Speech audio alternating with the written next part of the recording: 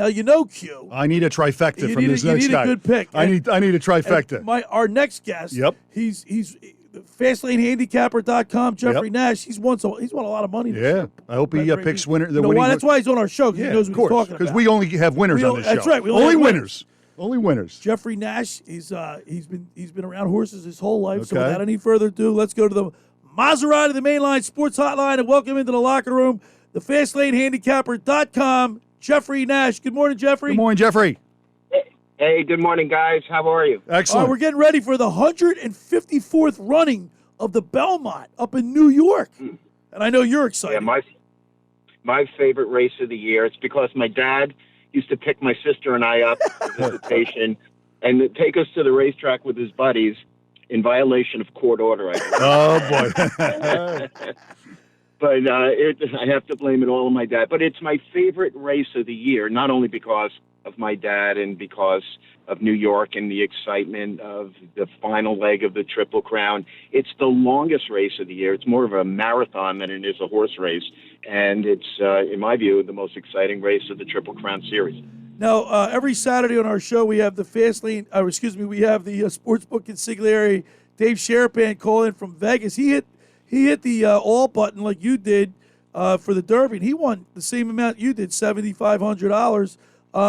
But he always says, and like you say, you can handicap these races, look at it, analyze it, overanalyze it. You say what? Pick your favorite name or your favorite color. Yeah. It's such a long race, like you said. It is. And, you can do a lot of analysis, but you need a lot of luck. And that's part of horse racing. And it's part of the excitement. Yeah. I like Skippy Longstocking only because I like the name. And I know you're the purveyor of the website. You do a magnificent job. I'm looking at it right now. FastlaneHandicapper.com. Check out the website if you need some tips on racing, on the horse race tonight, the Belmont. FastlaneHandicapper.com. But talk to us a little bit about who you think will win this race. Yeah, I told you it's a marathon. So what I like to look in this particular race is the breeding. Which of the horses were bred to go a mile and a half? None of these horses will probably ever have to run a mile and a half again. It's a very unusual race. And do you remember in 2004 when Smarty Jones was going for the Triple Crown, came to the Belmont, was winning the entire race down the stretch? He just ran out of gas because he ran out of gas. And the horse that beat him that year, a horse named Birdstone, was bred to go a mile and a half. And that's exactly what we have here. So in this race, there is only one horse that likes to run to the lead. So at the very beginning of this race, you'll see the number one horse, We the People, run to the lead. The question is, can that horse do what Smarty Jones was unable to do, and that is sustain a mile and a half race going wire to wire? In my view, I don't think he can. I think he's going to pull a Smarty Jones and fade down the stretch in favor of some of the other horses that are bred for the longer distance. So you say bred, like you mean bred or trained to run the length of this race? I mean, how do you train a horse for this particular race? Yeah, it's not so much the training. Okay. It's really the progeny. The sire's offspring were those horses shown to have run better at longer distance than a shorter distance. And the horse that I look to, I'm not picking her to win, there's one filly in this race, the horse Nest. The horse Nest, trained by Todd Pletcher, one of the great trainers of all time. That horse was bred by the sire of that horse was Curlin. Curlin finished second in the Belmont Stakes. Curlin's progeny, the horses that Curlin has produced, have all run extremely well at a longer distance. Ironically, Curlin, the sire for Nest, was Rags to Riches. And Rags to Riches beat Curlin in the Belmont. And Rags to Riches was the last filly to win the Belmont in 2007. We're talking with Jeffery Nash, the purveyor of FastlaneHandicapper.com. Of course, Rich Strike is in this race. He took the Preakness off. I guess they didn't want to overwork the horse, but I mean, if you want to win a Triple Crown, you have to run all three. Yeah, Billy, I've watched that race 1,000 times, and I still don't believe that horse won. That was and it was fortunate that he won because he paid 80 to 1, and I had the all button along with the two horses that I liked that finished second and third. So I was able to win a $7,500 trifecta. Going to show you that luck plays a large part in this. But Rich Strike ran an extraordinary race. There's something in the racing world called a bounce. A bounce means that the horse runs an exceptional race above what it has shown in the past, perhaps above its talent level. The next race, it's a little tricky because people think the horse is going to run back to that form, whereas they bounce back to where they should be. Now, where they are is still a very good horse, but not quite the race that horse ran in the Kentucky Derby. And the circumstances of that Derby are a lot different than they are here. The Derby was extremely quick up front, and Rich Strike was able to motor down the stretch primarily because the other horses in front of him were burning out. And Jeff, I noticed that this particular race, the 154th running of the Belmont, there's only 8 horses in the field. Why is that? Why are there only 8?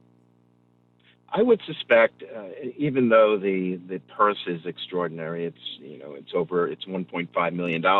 That would compel a lot of owners. If I had a horse good enough, my horse would be in this race to win 100. You and Louie, don't you and Louie have a horse? We do. And let me just give a shout out to Lefty Louie. Lefty Louie in the Preakness not only had the winner, not only had the exacta, not only had the trifecta, but also had the superfecta. And Lefty Louie is celebrating one of our somewhere. Celebrity handicappers. Yeah, he is, and there's no losing there. But he is one of our celebrity handicappers, and he's quite good. Now, Lou, we're talking about Louis Capelli, and he's a good friend of mine. I grew up with Lou from my childhood, and he was telling me, I saw him Thursday night, he was telling me, but he didn't put that much money down on it, so he didn't really, he won, but he didn't win, he didn't win big. Yeah, had I known that I was going to hit the Derby triple, I would have put $1,000 on it, but you have to be a little bit conservative. But, winning is winning, and sometimes it doesn't matter how much you win, but the fact that you didn't lose. So hey, Jeff, good. what about talking to us about the jockeys in this race? Because I've heard that if you get the best jockey, chances are you're going to win the race. Yeah, what's surprising is John Velasquez, who may be the best New York jockey, is not on any of these horses. No, I noticed that. As far as today, but the jockeys here are the best in New York.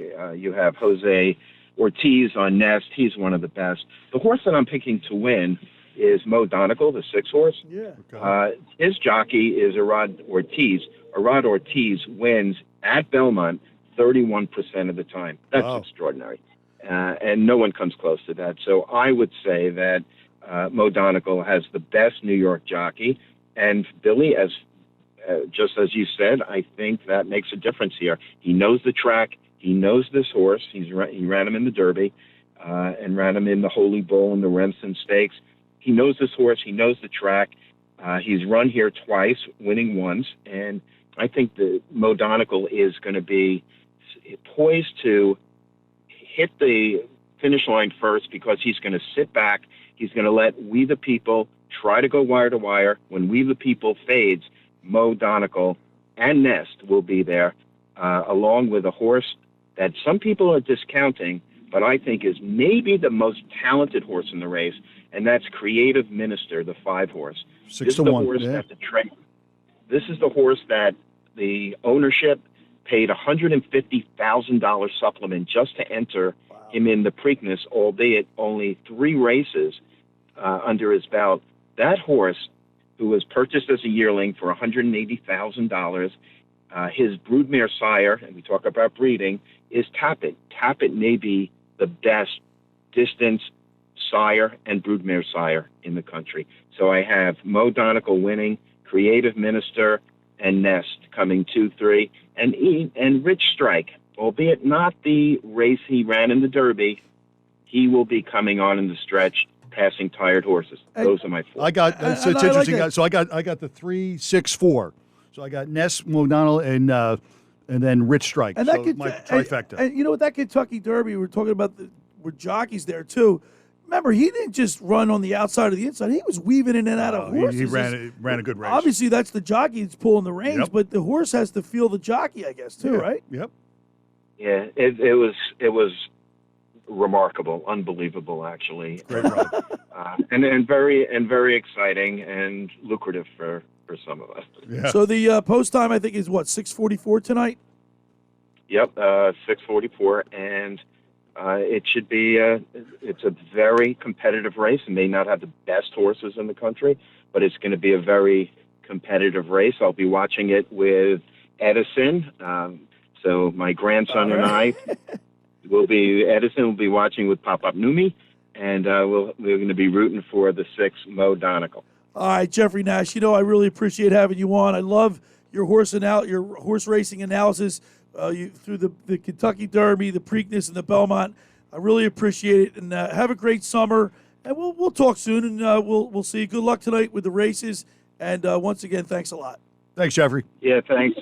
Shout out to the Ocean City men and women in blue. Thank you for your service. And Rangers in 7. All right. All right. There he is. This FastlaneHandicapper.com, Jeffrey Nash. Check out his website.